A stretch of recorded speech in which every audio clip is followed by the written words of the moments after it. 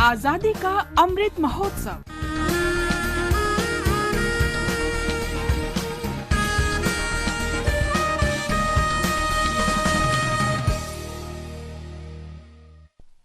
आजादी का सफर आकाशवाणी के साथ एक राष्ट्र का जन्म। भारत का शानदार स्वाधीनता संघर्ष आधुनिक विश्व के महानतम संघर्षों में से एक है। आकाशवाणी आपके लिए रोजाना ला रही है इस शानदार संघर्ष की एक झलक।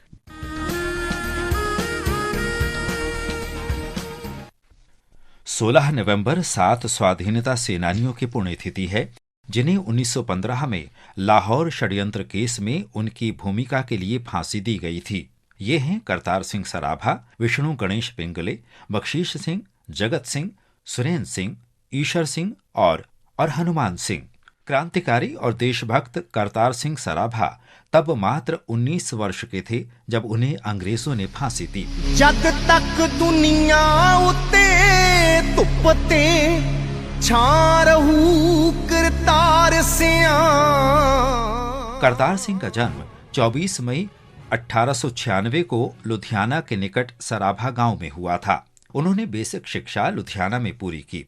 1912 में करतार सिंह को उच्च शिक्षा के लिए अमेरिका भेजा गया। सैन फ्रांसिस्को पहुंचने पर उन्होंने देखा कि सवाल पूछते समय भारतीयों के साथ बुरा बर्ताव किया जाता था, जबकि अन्य देशों के नागरिकों को न्यूनतम औपचारिकताएं पूरी करने के बाद जाने दिया जाता था। इससे युवक सराभा क्रोधित हो गया और उन्होंने भारत में ब्रिटिश शासन के अस्तित्व पर सवाल पूछने शुरू कर दिए। बर्कली में कैलिफोर्निया यूनिवर्सिटी में भारतीय विद्यार्थियों के नालंदा क्लब के साथ जुड़ाव से सराभा में देशभक्ति की भावना और परवान चढ़ी। 1913 में जब गदर आंदोलन शुरू हुआ तो करतार सिंह उसके प्रमुख सदस्यों में शामिल हो गए। सराभा को गदर पार्टी के मुखपत्र गदर के पंजाबी संस्करण का प्रभारी बनाया गया। शीघ्र ही प्रथम विश्व युद्ध शुरू हो गया और गदर पार्टी के सदस्यों ने फैसला किया कि मातृभूमि में पैर जमाने और देशवासियों को एकजुट करने का यही सही समय है। 15 सितंबर 1915 को करतार सिंह ने भारत के लिए प्रस्थान किया। वे बनारस में जाने माने क्रांतिकारी रास बिहारी बोस से मिले और उन्हें गदर पार्टी के 20,000 सदस्यों और कार्यकर्ताओं के भारत आने की सूचना दी। उन्होंने क्रांति की योजना बनाई। दुर्भाग्य से अंग्रेजों को क्रांतिकारियों की योजना की भनक लग गई और उनकी धरपकड़ के लिए व्यापक अभियान शुरू किया गया। कई सदस्यों को गिरफ्तार कर लिया गया, लेकिन इससे करतार सिंह योजना के अनुसार काम करने से नहीं रुके। वे क्रांति के लिए तैयारी करने के लिए पंजाब चले गए। उन्होंने ब्रिटिश सेना में शामिल भारतीयों को एकजुट करने और उन्हें आंदोलन में शामिल करने पर ध्यान केंद्रित किया। 21 फरवरी 1915 को विद्रोह करने की योजना बनाई गई। इसके तहत मियां मीर और फिरोजपुर छावनियों पर हमले की योजना बनी।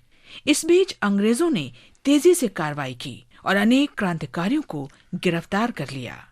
हालांकि करतार सिंह अंग्रेजों की गिरफ्तारी से बचने में सफल रहे, लेकिन वायदे के अनुसार क्रांति फलीभूत नहीं हो सकी।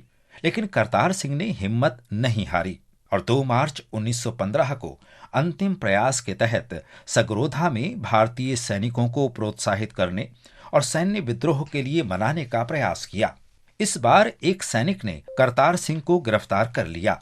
उन्हें मुकदमे के लिए गदर पार्टी के अन्य सदस्यों के साथ लाहौर भेजा गया, जिसे लाहौर षड्यंत्र केस का नाम दिया गया। करतार सिंह और कई अन्य पर फरवरी के षड्यंत्र में भूमिका के लिए अप्रैल 1915 में लाहौर षड्यंत्र केस में मुकदमा चला। षड्यंत्र में भूमिका के बारे में सवाल पूछने पर सराभा ने कहा कि अंग्रेजों के विरुद्ध विद्रोह करने के लिए भारतीयों को प्रोत्साहित करना उनका कर्तव्य है। 16 नवंबर 1915 को लाहौर जेल में सराभा को फांसी दे दी गई। भारत अपने नायक शहीद करतार सिंह सराभा को सदैव याद रखेगा। ओदों तक तेरा ना रहू करतार सिंह, ओदों तक तेरा ना रहू करतार सिंह। स्वाधीनता संघर्ष के हीरो विष्णु गणेश पिंगले को भी करतार सिंह और अन्य क्रांतिकारियों के साथ ही फांसी दी गई थी।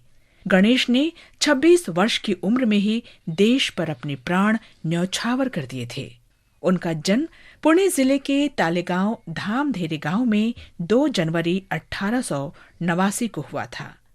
स्कूली शिक्षा पूरी करने के बाद पिंगले वॉशिंगटन चले गए और इलेक्ट्रॉनिक इंजीनियरिंग की उपाधि ली।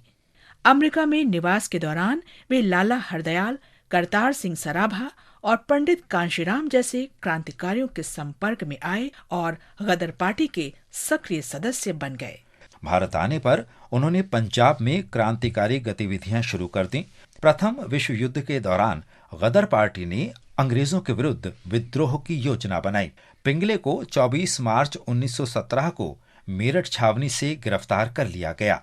उनके पास से 18 बम और अन्य विस्फोटक सामग्री बरामद हुई। 16 नवंबर 1915 को लाहौर जेल में पिंगले को फांसी दे दी गई।